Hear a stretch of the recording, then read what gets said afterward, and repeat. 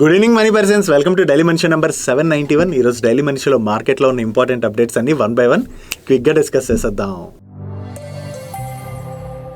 ముందుగా market update చూసినట్లయితే ఈ రోజు సెషన్లో సెన్సెక్స్ 456 పాయింట్స్ కరెక్ట్ అయ్యి 72,943 పాయింట్స్ కి క్లోజ్ అయినట్లయితే నిఫ్టీ 124 పాయింట్స్ కరెక్ట్ అయ్యి 22,147 పాయింట్స్ కి క్లోజ్ అయింది. అండ్ ఈ రోజు సెషన్ లో mid cap index almost flat గా క్లోజ్ అయినట్లయితే స్మాల్ క్యాప్ ఇండెక్స్ 0.55% పెరిగింది అండ్ బ్యాంక్ నిఫ్టీ 0.6% కరెక్ట్ అయింది. అండ్ ఈ రోజు కూడా మన మార్కెట్ లో కొంత ప్రెషర్ అయితే కంటిన్యూ అయింది. దీనికి రీజన్ మనం నిన్న మన డైలీ మనిషిలో డీటెయిల్ గా మాట్లాడుకున్నాం కదా. ఇజ్రాయెల్ అండ్ ఇరాన్ మధ్యన తలెత్తినటువంటి టెన్షన్ వాతావరణం ఏదైతే ఉన్నదో దాంతో మార్కెట్ లో అయితే కొంత భయం ఇంకా కంటిన్యూ అవుతుంది. ఇరాన్ వాళ్ళు ఇజ్రాయెల్ పైన చేసినటువంటి అటాక్ కి ఇజ్రాయెల్ అయితే ఖచ్చితంగా రెస్పాన్స్ ఇస్తామని చెప్తుంది. యాక్చువల్లీ ఇరాన్ వీళ్ళపైన అటాక్ చేసిన దగ్గర నుంచి అదే చెప్తూ వస్తున్నారు. బట్ కానీ వీళ్ళు ఇచ్చేటువంటి రెస్పాన్స్ స్ట్రాంగ్ గా ఉంటుందా లేదా కూల్ డౌన్ అయిపోతుందా అన్నది చూడాలి. ఒకవేళ ఈ ఇష్యూ కొంత కూల్ డౌన్ అయిపోయింది అనుకోండి, అగైన్ మార్కెట్స్ లో మనం రికవరీ చూడొచ్చు. అండ్ ఈ రోజు మీరు ఒకటి అబ్జర్వ్ చేసినట్లయితే నిఫ్టీ కరెక్ట్ అయినటువంటి 124 పాయింట్స్ లోని మెయిన్లీ ఐటీ సెక్టర్ ఎక్కువగా ట్రాక్ చేసింది. ఈ 124 పాయింట్స్ లో నిఫ్టీని ఈ రోజు ఐటీ సెక్టర్ 74 పాయింట్స్ ట్రాక్ చేయడం జరిగింది. రిమైనింగ్ సెక్టర్ లో చూసినట్లయితే అంత ఎక్కువగా ప్రెషర్ కనపడలేదు. ఈవెన్ ఈ రోజు మిడ్ అండ్ స్మాల్ క్యాప్స్ లో కూడా మరీ పెద్దగా ప్రెషర్ అయితే చూడలేదు. మైట్ బి మార్కెట్ అయితే ఈ వార్ ఇంటెన్సిటీ పెద్దగా పెరగకపోవచ్చు అని చెప్పి ఎక్స్పెక్ట్ చేస్తుందేమో. ఈవెన్ నేను మన డైలీ మనిషిలో మాట్లాడుకున్నాం కదా, ప్రెసెంట్ ఉన్న సిచ్యువేషన్ మనం చూసినట్లయితే నెక్స్ట్ 1 year లోని మోస్ట్ ఆఫ్ ది కంట్రీస్ అయితే ఎలక్షన్స్ కి వెళ్తున్నాయి. కాబట్టి ఈ ఎలక్షన్స్ కి వెళ్లేటువంటి టైంలోని ఏ కంట్రీ కూడా వార్ కి వెళ్ళడానికి ఇష్టపడకపోవచ్చు. ఎందుకంటే వార్ కి వెళ్ళినట్లయితే ఇన్ఫ్లేషన్ పెరిగిపోవడం ఇటువంటివి చాలా ఇష్యూస్ ఫేస్ చేయాల్సి ఉంటుంది. అందుకనే ఈ ఇరాన్ ఇజ్రాయెల్ మధ్య జరుగుతున్నటువంటి యుద్ధం ఏదైతే ఉందో అది ఇలా రెండు కంట్రీస్ మధ్య ఇష్యూ కింద ఉండిపోయింది అనుకోండి, దట్ ఈస్ ఫైన్. ఎందుకంటే రిమైనింగ్ కంట్రీస్ కనుక ఇన్వాల్వ్ అవ్వకపోయినట్లయితే ఈ వార్ ఇంటెన్సిటీ పెరగదు. కాబట్టి మార్కెట్స్ లో కొన్ని రోజుల్లో రికవరీ చూసేటువంటి అవకాశం ఉన్నది. బట్ జియో పొలిటికల్ ఇష్యూస్ ఏవైతే ఉంటాయో వాటిని ఎవరూ కూడా అంచనా వేయలేం. కాబట్టి ఇష్యూ ఏదైతే ఉందో దాన్ని ట్రాక్ చేసుకుంటూ వెళ్తూ మన ఇన్వెస్ట్మెంట్ డిసిషన్ తీసుకోవడం అన్నది బెటర్. అండ్ ఇన్వెస్టర్స్ ఇటువంటి సిచ్యువేషన్ లో ఏం చేయాలన్న దాని గురించి ఆల్రెడీ నేను మన డైలీ మనిషిని క్లియర్ గా ఎక్స్ప్లెయిన్ చేయడం జరిగింది. ఒకవేళ నిన్న ఎవరైనా మిస్ అయినట్లయితే ఒకసారి ఫస్ట్ పార్ట్ ఏదైతే ఉంటుందో ఆల్మోస్ట్ 8 minutes ఉంటుంది ఆ పార్ట్ చూడడానికి ప్రయత్నించండి. ఆ పార్ట్ చూసినట్లయితే మీకు ఫుల్ ఫ్లెజ్డ్ గా క్లారిటీ అనేది దొరుకుతుంది. అండ్ రేపు శ్రీరామ్ నవమి సందర్భంగా మన markets holiday. Next Hindustan Motors, అదే అంబాసిడర్ కార్స్ మీకు ఐడియా ఉన్నాయి కదా. ఈ అంబాసిడర్ కార్స్ ని మ్యానుఫ్యాక్చర్ చేసేటువంటి company Hindustan Motors. But present ఈ కంపెనీ పరిస్థితి మనం చూసినట్లయితే ఈ కంపెనీ దగ్గర పెద్ద బిజినెస్ ఏం లేదు. ఈవెన్ వీళ్ళ నెంబర్స్ కూడా మీరు చూసారనుకోండి, నథింగ్. ఈ నెంబర్స్ కూడా పెద్దగా ఏమీ కనపడవు. ఎందుకంటే బిజినెస్ లేనప్పుడు నెంబర్స్ కూడా ఎక్కడి నుంచి వస్తాయి, నెంబర్స్ కూడా రావు కదా. సో ఇప్పుడు మనం ఈ కంపెనీ గురించి ఎందుకు మాట్లాడుకుంటున్నాం అంటే ఈ కంపెనీకి ఈవీ డొమైన్ రిలేటెడ్ గా ఒక ఎంఓయూ ఉన్నది. అండ్ అంతేకాకుండా ఇప్పుడు ఎలన్ మస్క్ గారు త్వరలో మన ఇండియా రాబోతున్నారు కదా. సో ఎలన్ మస్క్ గారు ఏమైనా ఈ కంపెనీని టేక్ ఓవర్ చేయొచ్చా అని చెప్పి మార్కెట్ లో ఒక న్యూస్ అయితే సర్క్యులేట్ అయింది. ఆ న్యూస్ సర్క్యులేట్ అవడంతోనే ఈ రోజు సెషన్ లో దగ్గర 20 రూపీస్ లో ట్రేడ్ అవుతున్నటువంటి హిందుస్థాన్ మోటార్ స్టాక్ లోని ఒక్కసారి జంప్ కనపడి 20% పెరిగి అప్పర్ సర్క్యూట్ లో లాక్ అయిపోయింది. సో ఇక్కడ ఎలన్ మస్క్ గారు ఈ కంపెనీని అక్వైర్ చేయొచ్చు అని చెప్పి రూమర్ సర్క్యులేట్ అవడంతో ఈ స్టాక్ లో ఎంతో పాజిటివ్ మూమెంట్ చూసాం కదా. సో ఒకవేళ ఎలన్ మస్క్ గారు అక్వైర్ చేసినట్లయితే ఈ కంపెనీని రివైవ్ చేసేయచ్చు. రివైవ్ చేసినట్లయితే యాజ్ ఎ షేర్ హోల్డర్ మనకి అది చాలా బెనిఫిట్ అవుతుందని చెప్పి చాలా మంది స్టాక్ ని కొనేస్తుంటారు. సో అలా కంగారు పడిపోయి ఎప్పుడు కూడా మార్కెట్ స్పెక్యులేషన్ ఆధారంగా మీ ఇన్వెస్ట్మెంట్ డెసిషన్ అన్నది తీసుకోకండి. మీకు ఇక్కడ ఒక ఎగ్జాంపుల్ తో షేర్ చేస్తాను. ఎలన్ మస్క్ గారు ట్విట్టర్ ని అక్వైర్ చేశారు, అది మీ అందరికి ఐడియా ఉన్నది కదా. ఈ ట్విట్టర్ ని ఎలన్ మస్క్ గారు అక్వైర్ చేసే టైంలో కూడా చాలా మంది ట్విట్టర్ లోని కంటిన్యూస్ గా ఇన్వెస్ట్ చేసేయడం జరిగింది. అండ్ ఈవెన్ ఆ టైంలో మనం ట్విట్టర్ స్టాక్ లోని ర్యాలీ కూడా చూసాం. బట్ అల్టిమేట్లీ మనం చూసినట్లయితే ఏం జరిగింది, ఆ ట్విట్టర్ స్టాక్ ని మార్కెట్ నుంచి డీలిస్ట్ చేసేసారు. సో ఒకవేళ ఎలన్ మస్క్ గారు ఈ కంపెనీని అక్వైర్ చేశారు అనుకోండి, ఆయన అక్వైర్ చేస్తుంటే దాని వెనకాల ఉన్నటువంటి రీజన్ ఏంటో మనకు తెలియదు కదా. ఫస్ట్ అసలు అక్వైర్ చేస్తారో లేదో అన్నది కూడా మనకు తెలియదు. స్టిల్ ఒకవేళ అక్వైర్ చేసినా కూడా కంపెనీలో అతను రివైవల్ తీసుకొస్తారా లేదా సేమ్ డీలిస్టింగ్ ఇటువంటి ఏమైనా చేస్తారా అన్నది మనకు ఐడియా లేదు. కాబట్టి స్పెక్యులేషన్స్ ఆధారంగా ఎప్పుడు కూడా ఇన్వెస్ట్మెంట్ డిసిషన్ తీసుకోకండి. అలా మనం మార్కెట్ లో న్యూస్ నడుస్తుంది కదా, మనం ఇన్వెస్ట్ చేసినట్లయితే లాభ పడిపోతాం అనుకుని గనక ఇన్వెస్ట్ చేసినట్లయితే ఒకవేళ అతను ఈ కంపెనీని అక్వైర్ చేయకపోయినా లేదా అక్వైర్ చేసిన తర్వాత కంపెనీని మార్కెట్ నుంచి డీలిస్ట్ చేసేద్దాం అనుకున్నా లేదా బిజినెస్ రివైవ్ చేయకపోయినా యాజ్ ఎ షేర్ హోల్డర్ మనం నష్టపోయేటువంటి ప్రమాదం ఉన్నది. ఈవెన్ ఈ ఒక్క కంపెనీ కేసులోనే కాదు, మార్కెట్ లో చాలా స్పెక్యులేషన్స్ నడుస్తుంటే ఈ కంపెనీని వీళ్ళు అక్వైర్ చేయొచ్చు, ఆ కంపెనీని వాళ్ళు అక్వైర్ చేయొచ్చు అని. ఆ న్యూస్ లో వచ్చినప్పుడు స్టాక్స్ అయితే పెరుగుతాయి గానీ నిజంగా ఆ కంపెనీని వాళ్ళు ఎందుకు అక్వైర్ చేస్తున్నారు అన్నది మనం చూడవలసి ఉన్నది. సో ఇలాగే 2020 ఆ టైంలో రిలయన్స్ ఇండస్ట్రీస్ వాళ్ళు అలోక్ ఇండస్ట్రీస్ ని అక్వైర్ చేస్తున్నారు అనగానే అలోక్ ఇండస్ట్రీస్ ని రిలయన్స్ ఇండస్ట్రీస్ రివైవ్ చేసేయచ్చు, దాని వలన అలోక్ ఇండస్ట్రీస్ లో ఇన్వెస్ట్ చేసినట్లయితే బెనిఫిట్ పొందుతారని చెప్పి 2020 టైంలో అయితే చాలా మంది ఇన్వెస్ట్ చేశారు. ఈవెన్ ఆ టైంలో స్టాక్ లో కూడా ర్యాలీ కనపడింది. బట్ కానీ రిలయన్స్ ఇండస్ట్రీస్ వాళ్ళు దాని తర్వాత అలోక్ ఇండస్ట్రీస్ లోని పెద్దగా రివైవల్ తీసుకురాకపోవడంతో ఈవెన్ ఆ టైంలో ఏదైతే హై ప్రైస్ ఉన్నదో ఇప్పటికీ కూడా ఈ స్టాక్ ఆ ప్రైస్ ని టచ్ అవ్వలేదు. ఒక పెద్ద ప్రమోటర్ ఒక కంపెనీని అక్వైర్ చేస్తున్నారంటే దాని వెనకాల ఉన్నటువంటి రీజన్ ఏంటో మనకు తెలియదు కదా. సో అది అర్థం చేసుకోకుండా మార్కెట్ లో వినపడుతున్నటువంటి స్పెక్యులేషన్స్ ఆధారంగా మాత్రం మన ఇన్వెస్ట్మెంట్ డెసిషన్ అన్నది ఎప్పుడు తీసుకోకూడదు. డైలీ మార్కెట్ లో వచ్చేటువంటి ఇటువంటి ఇంపార్టెంట్ అప్డేట్స్ ని మీతో డీటెయిల్ గా షేర్ చేయడానికి మన మనీ పర్ స్ట్రీమ్ ఏవైతే ఎఫర్ట్స్ పెడుతుందో ఆ ఎఫర్ట్స్ కనుక మీకు హెల్ప్ఫుల్ అవుతున్నట్లయితే వీడియోను మర్చిపోకుండా లైక్ చేయడానికి ప్రయత్నించండి. నెక్స్ట్ ఈ రోజు సెషన్ లో వాటర్ ట్రీట్మెంట్ సొల్యూషన్స్ ఆఫర్ చేసేటువంటి వాటెక్ వాబాగ్ స్టాక్ లో చాలా పాజిటివ్ మూమెంటం కనపడింది కదా. దానికి రీజన్ ఏంటంటే ఈ వాటెక్ వాబాగ్ వాళ్ళ మేనేజ్మెంట్ ఈ రోజు మీడియాతో మాట్లాడుతూ చాలా స్ట్రాంగ్ కామెంటరీ ఇవ్వడం జరిగింది. వీళ్ళ దగ్గర present 12,000 crores worth order book ఉన్నదని అండ్ అంతేకాకుండా వీళ్ళకి చాలా బిగ్ ఆర్డర్స్ పైప్ లైన్ లో కూడా ఉన్నాయని అండ్ వీళ్ళకి సెంట్రల్ గవర్నమెంట్స్ దగ్గర నుంచి కూడా ఈ ఆర్డర్స్ రిలేటెడ్ గా చాలా మంచి సపోర్ట్ దొరుకుతున్నది. అండ్ అంతేకాకుండా present various countries water issues ని ఫేస్ చేస్తున్నాయి కదా. ఈ వాటర్ ఇష్యూ ని అడ్రస్ చేసేందుకు గాను వీళ్ళు డీసాలినేషన్ పైన చాలా స్ట్రాంగ్ గా బెట్ చేస్తున్నట్టుగా కామెంట్ చేయడం జరిగింది. సో వీళ్ళకి ప్రెసెంట్ ఉన్నటువంటి ఆర్డర్ బుక్ అండ్ అలాగే ఫ్యూచర్ లో ఉన్నటువంటి ఆర్డర్ పైప్ లైన్ తోని వీళ్ళు 1 బిలియన్ యూరోస్ రెవెన్యూస్ ని టార్గెట్ గా పెట్టుకున్నట్లుగా కామెంట్ చేయడం జరిగింది. సో వీళ్ళ మేనేజ్మెంట్ దగ్గర నుంచి ఫ్యూచర్ రిలేటెడ్ గా ఇంత స్ట్రాంగ్ కామెంట్స్ రావడంతోనే ఈ రోజు సెషన్ లో వాటెక్ వాబాగ్ స్టాక్ లో మనకి అంత పాజిటివ్ మూమెంటం కనపడింది. నెక్స్ట్ ఎల్టీఐ మైంట్రీ గురించి మాట్లాడుకోవాలి. ఎల్టీఐ మైంట్రీ మర్జర్ 2022 లో జరిగింది కదా. అప్పటి నుంచి మనం చూసినట్లయితే ఇందులో పనిచేసేటువంటి హై ప్రొఫైల్ లో ఉన్నటువంటి చాలా మంది ఎంప్లాయీస్ కంటిన్యూస్ గా రిజైన్ చేసుకుంటూ వెళ్తున్నారు. ఈవెన్ రీసెంట్ గా జనవరి మంత్ లో కూడా వీళ్ళ సిఎఫ్ఓ అయినటువంటి వినీత్ గారు కూడా రిజైన్ చేయడం జరిగింది. ఇప్పుడు దీని గురించి మనం ఎందుకు మాట్లాడుకుంటున్నాం అంటే ఈ హై ప్రొఫైల్ వ్యక్తుల రిజిగ్నేషన్స్ అనేవి కంటిన్యూ అవుతూ వెళ్తున్నాయి. ఇప్పుడు ఈ ఎల్టీఐ మైంట్రీ యొక్క global sales executive vice president role లో వర్క్ చేస్తున్నటువంటి మిస్టర్ పంకజ్ చౌహాన్ అండ్ అలాగే మిస్టర్ గ్రెగోరీ డైట్రిచ్ వీళ్ళిద్దరూ కూడా వీళ్ళ పొజిషన్స్ కి ఏప్రిల్ 15th రోజున అంటే నిన్న రిజైన్ చేసినట్టుగా వీళ్ళు షేర్ చేస్తున్నారు. దీనిలో పంకజ్ గారు ఆయన కెరియర్ గ్రోత్ రిలేటెడ్ గా రిజైన్ చేసినట్టుగా అయితే మెన్షన్ చేయడం జరిగింది. బట్ స్టిల్ కంపెనీలో ఉన్నటువంటి హై ప్రొఫైల్ రిజిగ్నేషన్స్ ఏవైతే కంటిన్యూ అవుతున్నాయో దాన్ని అయితే కొంత మార్కెట్ నెగిటివ్ గానే తీసుకుంది. దాంతోనే ఈ రోజు సెషన్ లో మనం ఎల్టీఐ మైంట్రీ స్టాక్ లో ప్రెషర్ చూసాం. ఈవెన్ స్టాక్ లో ప్రెషర్ కనపడడానికి ఇది ఒకటే రీజన్ కాదు. Most of the tech stocks అయితే కరెక్ట్ అవుతున్నాయి. ఈ టెక్ స్టాక్స్ లో కనపడుతున్నటువంటి కరెక్షన్ తో కూడా స్టాక్ లో ప్రెషర్ కనపడింది. దానికి తోడు ఈ హై ప్రొఫైల్ ఎగ్జిట్స్ ఏవైతే కంపెనీలో కంటిన్యూ అవుతున్నాయో దాని వల్ల కూడా కొంచెం ఎక్కువగానే ఈ రోజు సెషన్ లో స్టాక్ లో ప్రెషర్ చూసాం. Next IT infra services provide చేసేటువంటి డైనకాన్ సిస్టమ్స్ వాళ్ళ రిలేటెడ్ గా ఒక ఇంపార్టెంట్ అప్డేట్ ఉన్నది. ఈ డైనకాన్స్ వాళ్ళకి national bank for agriculture and rural development వాళ్ళ దగ్గర నుంచి ఒక సిగ్నిఫికెంట్ కాంట్రాక్ట్ వచ్చింది. ఈ కాంట్రాక్ట్ యొక్క వాల్యూ 233 crores. ఈ కాంట్రాక్ట్ లో భాగంగా ఈ national bank of agriculture and rural development వాళ్ళ కోర్ బ్యాంకింగ్ సొల్యూషన్స్ ని ఫినాకిల్ 7.0 నుంచి ఫినాకిల్ 10.2.25 కి వీళ్ళు అప్గ్రేడ్ చేయబోతున్నట్లుగా దీనిలో భాగంగా ఈ బ్యాంక్ కి చెందినటువంటి 1391 బ్రాంచెస్ కి అయితే వీళ్ళు సర్వీసెస్ ను ఆఫర్ చేయబోతున్నట్టుగా షేర్ చేస్తున్నారు. సో డైనకాన్స్ వాళ్ళకి నబార్డ్ వాళ్ళ దగ్గర నుంచి సిగ్నిఫికెంట్ కాంట్రాక్ట్ వచ్చిందన్న అప్డేట్ తోనే ఈ రోజు సెషన్ లో డైనకాన్ స్టాక్ పాజిటివ్ గా రియాక్ట్ అయింది. నెక్స్ట్ ఈ రోజు సెషన్ లో రీసెంట్లీ లిస్టెడ్ ఐపీఓ అయినటువంటి భారతీ హెక్సాకామ్ స్టాక్ లోని చాలా పాజిటివ్ మూమెంటం కనపడింది కదా. దీనికి రీజన్ ఏంటంటే ఈ భారతీ హెక్సాకామ్ రిలేటెడ్ గా జెఫ్రీస్ వాళ్ళ దగ్గర నుంచి ఒక రిపోర్ట్ వచ్చింది. దీనిలో వీళ్ళు ఏం చెప్తున్నారంటే ఈ భారతీ హెక్సాకామ్ ఐపీఓ లోని వీళ్ళు షేర్స్ ని 570 రూపీస్ కి ఆఫర్ చేశారు కదా. ఈ షేర్ ప్రైస్ 1 year లోనే డబుల్ అయ్యేటువంటి అవకాశం ఉన్నదని చెప్పి షేర్ చేస్తూ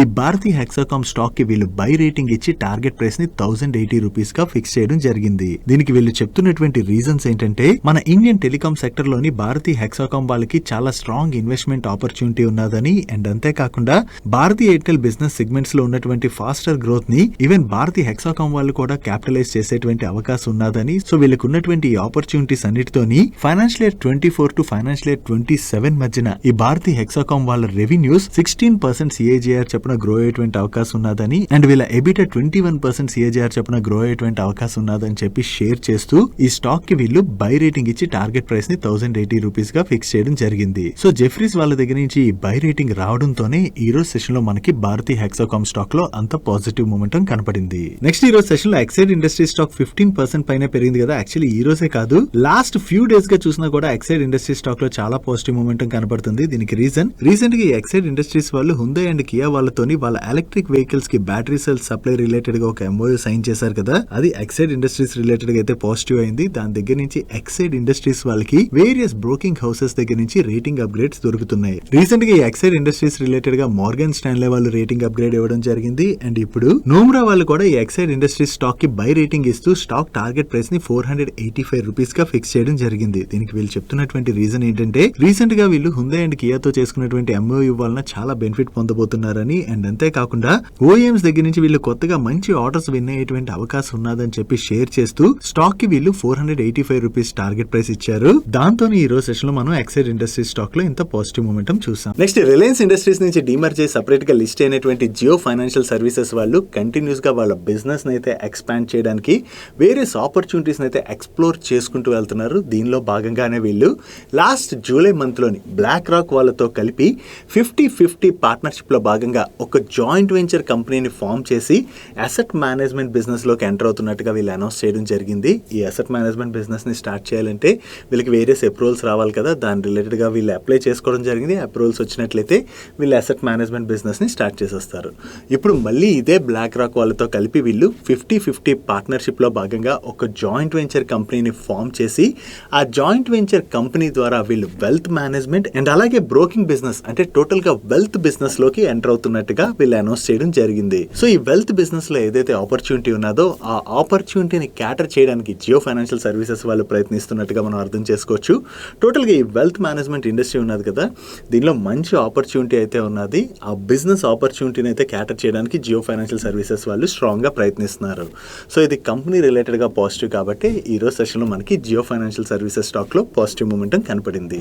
next various types of transformers manufacture చేసేటువంటి ట్రాన్స్ఫార్మర్స్ అండ్ రెక్టిఫైర్స్ వాళ్ళ రిలేటెడ్ గా ఒక ఇంపార్టెంట్ అప్డేట్ ఉన్నది. ఈ ట్రాన్స్ఫార్మర్స్ అండ్ రెక్టిఫైర్స్ వాళ్ళు జెట్కో అంటే Gujarat energy transmission corporation limited వాళ్ళకి ప్రీవియస్ గా సప్లై చేసినటువంటి ట్రాన్స్ఫార్మర్స్ అండ్ రియాక్టర్ రిలేటెడ్ గా వీళ్ళు ఫోర్జ్డ్ మెటీరియల్ డిస్పాచ్ సర్టిఫికేట్ ని సబ్మిట్ చేశారని చెప్పి జెట్కో వాళ్ళు ఆరోపిస్తూ వీళ్ళతో ఉన్నటువంటి కాంట్రాక్ట్ అయితే క్యాన్సిల్ చేసుకోవడం జరిగింది. అండ్ అంతేకాకుండా నెక్స్ట్ 3 years పాటు వీళ్ళతో ఎటువంటి డీల్స్ కూడా చేయమని చెప్పి స్టాప్ డీల్ ని అనౌన్స్ చేశారు. ఆ టైంలోని మనకి ట్రాన్స్ఫార్మర్స్ అండ్ రెక్టిఫైర్ స్టాక్ లో కొంత ప్రెషర్ కనపడింది. బట్ కానీ ఇప్పుడు జెట్కో వాళ్ళు వీళ్ళ పైన పెట్టినటువంటి స్టాప్ డీల్ ఏదైతే ఉన్నదో దాన్ని అయితే కంప్లీట్ గా ఎత్తివేసేశారు. సో ఇప్పుడు జెట్కో వాళ్ళు ఈ స్టాప్ డీల్ తీసేయడంతో వీళ్ళు అగైన్ జెట్కోతోని బిజినెస్ అయితే చేసుకోవచ్చు కదా, అది ట్రాన్స్ఫార్మర్స్ అండ్ రెక్టిఫైర్స్ వాళ్ళ రిలేటెడ్ గా పాజిటివ్. ఎందుకంటే జెట్కో దగ్గర నుంచి కూడా వీళ్ళకి బిజినెస్ ఆపర్చునిటీ క్రియేట్ అవుతుంది కాబట్టి దాంతో ఈ రోజు సెషన్ లో మనకి ట్రాన్స్ఫార్మర్స్ అండ్ రెక్టిఫైర్ స్టాక్ లో పాజిటివ్ మూమెంటం కనపడింది.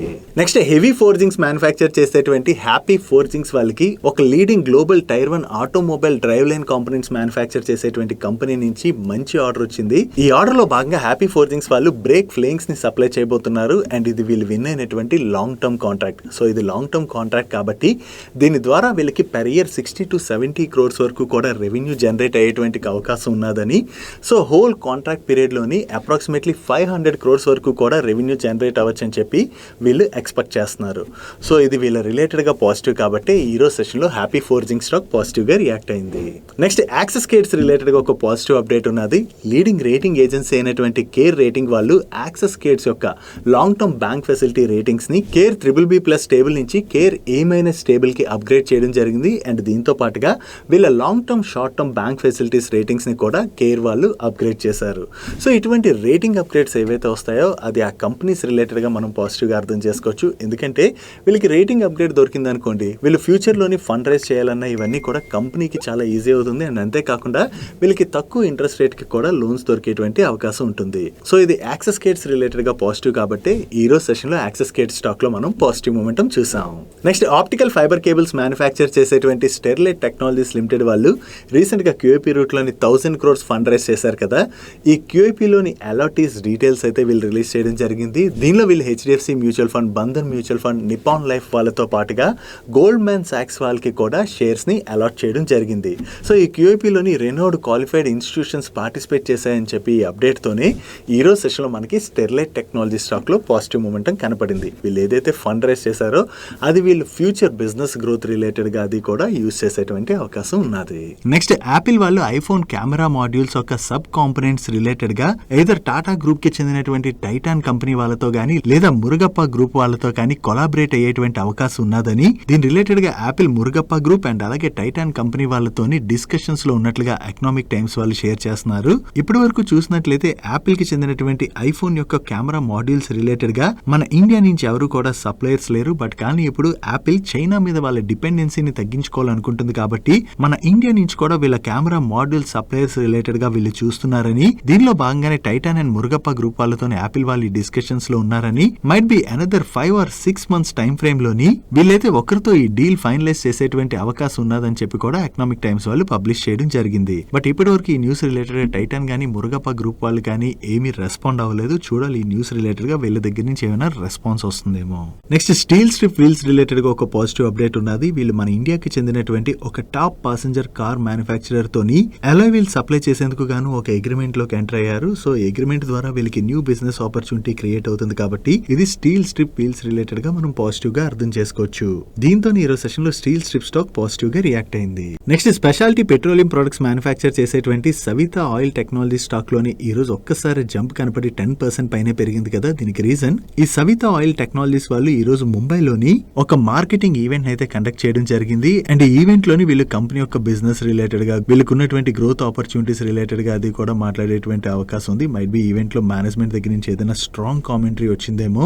దాంతో ఈ రోజు సెషన్ లో సవితా ఆయిల్ టెక్నాలజీ స్టాక్ లో పాజిటివ్ మూమెంటం కనపడింది. నెక్స్ట్ రీసెంట్ గా డిఫెన్స్ పిఎస్యూ కంపెనీ అయినటువంటి హిందుస్థాన్ ఏరోనాటిక్స్ లిమిటెడ్ వాళ్ళకి LCA Tejas MK1A air crafts related గా మినిస్ట్రీ ఆఫ్ డిఫెన్స్ దగ్గర నుంచి ఒక కాంట్రాక్ట్ వచ్చినట్లుగా ఒక న్యూస్ సర్క్యులేట్ అయింది కదా. దీని రిలేటెడ్ గా ఈ రోజు హిందుస్థాన్ ఏరోనాటిక్స్ లిమిటెడ్ వాళ్ళు రెస్పాండ్ అవుతూ ఈ ఏప్రిల్ మంత్ లోని వీళ్ళకి వీటి రిలేటెడ్ గా ఓన్లీ RFP అంటే రిక్వెస్ట్ ఫర్ ప్రపోజల్ అయితే ఇష్యూ అయిందని, కాంట్రాక్ట్ అయితే ఇంకా సైన్ చేయవలసి ఉన్నదని చెప్పి వీళ్ళు క్లారిఫై చేస్తున్నారు. సో వీళ్ళకైతే మినిస్ట్రీ ఆఫ్ డిఫెన్స్ దగ్గర నుంచి ఇప్పుడు రిక్వెస్ట్ ఫర్ ప్రపోజల్ వచ్చింది కాబట్టి త్వరలో వీటి రిలేటెడ్ గా వీళ్ళు మినిస్ట్రీ ఆఫ్ డిఫెన్స్ తోని కాంట్రాక్ట్ ని సైన్ చేస్తారేమో చూడాలి. నెక్స్ట్ పవర్ ఎక్విప్మెంట్స్ మ్యానుఫ్యాక్చర్ చేసేటువంటి ABB ఇండియా వాళ్ళు కొత్తగా 2 ఎనర్జీ ఎఫిషియెంట్ మోటార్స్ ని లాంచ్ చేయడం జరిగింది. దీనిలో ఒకటి small frame cast iron IE4 super premium efficiency Motors. ఈ మోటార్స్ వలన ఎఫిషియెంట్ గా ఎనర్జీని యూజ్ చేయొచ్చని అండ్ కాస్ట్ సేవింగ్ కూడా జరుగుతుందని, అండ్ అంతేకాకుండా ఈ మోటార్ ని యూజ్ చేయడం వల్ల ఈ మోటార్ ద్వారా రిలీజ్ అయ్యేటువంటి ఎమిషన్స్ ఉంటాయి కదా, అవి కూడా రెడ్యూస్ అవుతాయని చెప్పి వీళ్ళు షేర్ చేస్తున్నారు.